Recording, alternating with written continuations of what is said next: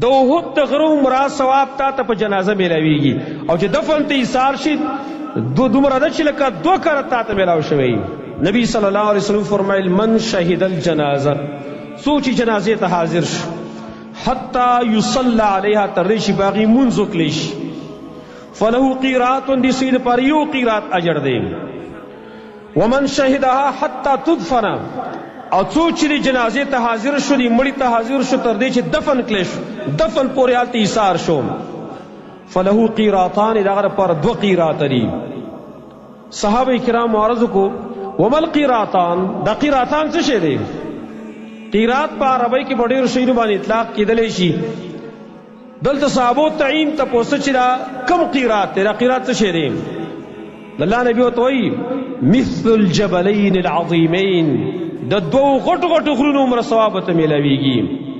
او یو روایت مسلم کې دی اصغرها مثل احد، چې وړوکی پکې د احد د غره عمره دی، د احد د غره عمره ثواب ته میلاویږي.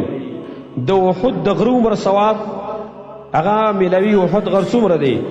موږ به ویل چې د احد غر به چېرته یې وړوکی شان ته غرې لکه زموږ د غرونو په شان ته. موږ چې کله تللي وو عمرې نو هلته زموږ یو ملګری دی جامع اسلامي کې سبق وی طالب علم مدانه ما تپوس کوم دا احد غر څومره دی چې په حدیث کې یې تشبیه ورکېدلی شي؟ ما ته ویل دا 6 کیلومتره اوږد دی، ویل 6 کیلومتره اوږد غر دی، ویل غټ هم دی اوږد هم دی، دا وړوکی غر نه دی ویلو.